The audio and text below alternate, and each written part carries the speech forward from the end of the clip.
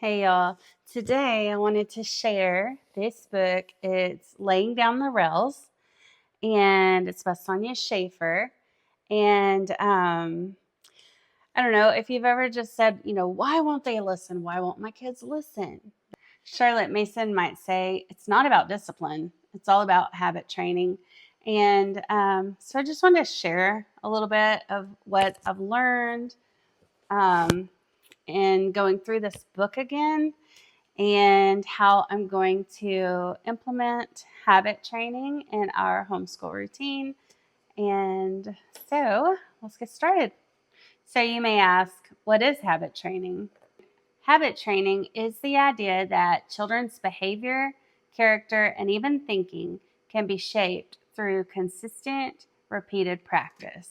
So Charlotte Mason called habits the rails that guide the train of life. And once laid down, the child can run smoothly and joyfully on them. So instead of constantly correcting bad behavior, we proactively train good behavior before any issues arise. She teaches that habits are more powerful than rules because rules require reminders and enforcement. A habit becomes second nature, and it's something a child will do without even being told. An example that she gave is a child that is taught to hang up their towel after their showers. They just do it. That you're not constantly having to remind them to do it. It's just an automatic for them. Habits also save our time and they save our sanity, especially in homeschooling, because you're not having to nag or discipline all day. So when good habits are in place, it frees up mental energy for learning and playing and exploring and just enjoying one another. So when you read the book and like when I look at it, it's kind of overwhelming because there's so many habits, and here I am, like I have a preteen and a newly teenager, and I'm like, I wish I would have been doing this all along, but you can't go backwards. So instead of just getting overwhelmed by how many habits, and when you're going through them, you're like, oh, I need to work on that myself. They really need to work on this. Um, but, she just recommends that you just start small and just focus on one habit at a time. That's the key of it. Habit training isn't meant to be harsh, it's more gentle and persistent. So, repetition, encouragement, and example matters the most. So, basically, you model the habit and give small opportunities to practice it and encourage it along the way. She said our children are watching our consistency more than listening to our words. And I just wholeheartedly believe that. So, habit training is about shaping the will and the character of our children. And in doing so, we're helping our children to become who God intended them to be. And one thing she said is, our homes, they already have habits, and some are helpful, and then some not so much. So, laying down the rails is about just becoming intentional about what habits we're allowing or encouraging or changing. And I'm excited to implement this in our day again because, this applies to me too. Charlotte Mason said, when we practice patience, consistency, early rising, and gentle speech in our homes, that these habits will bless our homes if we cultivate them. She believed that a habit was second nature and said that forming a habit was like laying a track for your brain to follow. Once laid, it becomes almost effortless. So like I said, when I, went through this book again, because I haven't used it for several years, I've had it. And so, I was going through it and there's so many habits and I'm like, oh, I want to work on this one and this one and this one. But it doesn't work that way. So I decided to focus on moral habits, and it's in chapter 5 if you have the book.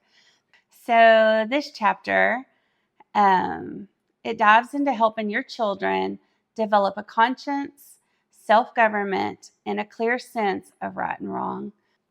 So I really thought that would be a good starting point for this year.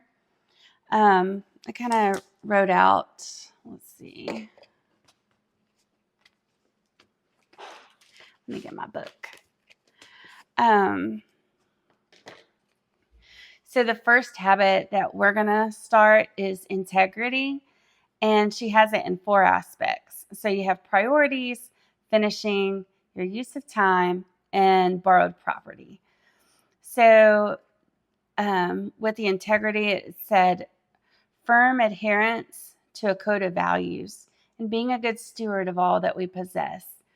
And I just thought that would be a good starting point for really all of us. The next one we're going to focus on is obedience. Little children must be trained in the obedience of habit, but every gallant boy and girl has learned to choose to obey all who are set in authority.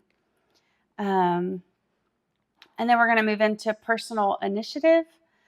Acting at one's own discretion independently of outside influence or control. I thought that would be a really good one. Reverence, just consideration for others. Self-control.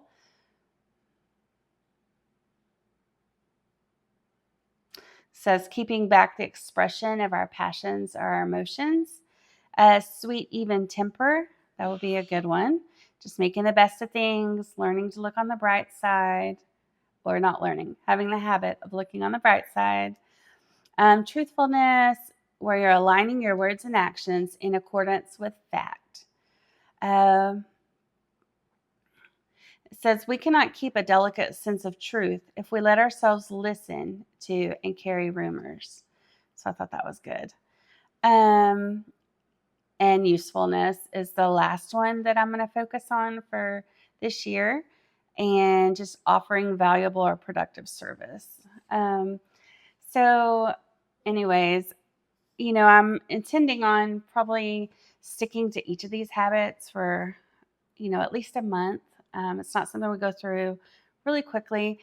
And then along with this handbook, she also has like workbooks for it. And the workbook, it even has parent prep. So that's something that I'll do. And then there's different lessons in here. So I was looking at this just on integrity of priorities. There is 12 lessons to read through, and it's different stories. There's activities to put this in motion. And so I can see how it will easily take, at least a month. And originally she said even longer than that, but we'll take it as we can. If I need to go longer, we can. But my goal is a month per habit. So that's one thing I'm really excited about for this year. And I'll benefit from this too, not just my kids. And, to tie it into faith, in Galatians 5:22 and 23 says, but the fruit of the Spirit is love, joy, peace, patience, kindness, faithfulness, gentleness, and self-control. The law is not against such things. So it's just never too late to start these principles. I mean, they'd be good for all ages.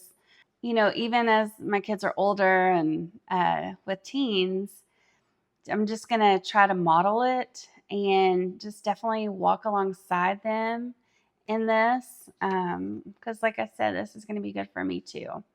So it'll be a family thing that we're going to work on as a family. And just in kind of rereading and re-going over this handbook, I just felt really encouraged.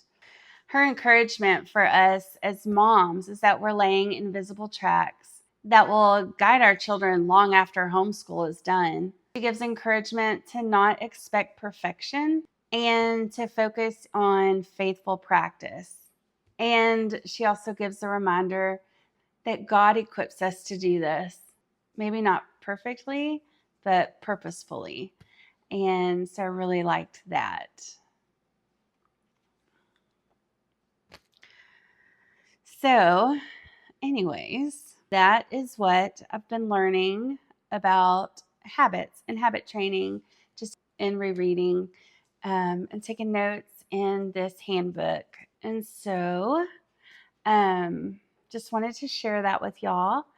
And I hope that everyone's having a really good day. And I know that I feel behind in planning for school this year, but really I'm not. Most of our stuff is just open and go. So you just do the next thing. So, anyways, our science curriculum should be here any day, and I think that that will help me to feel a little bit more prepared just to get to go over that. And so, anyways, I hope that if you're planning to prepare for your school year, that you're enjoying it, and I pray for us to all have a good year. And I will talk to you later. Bye.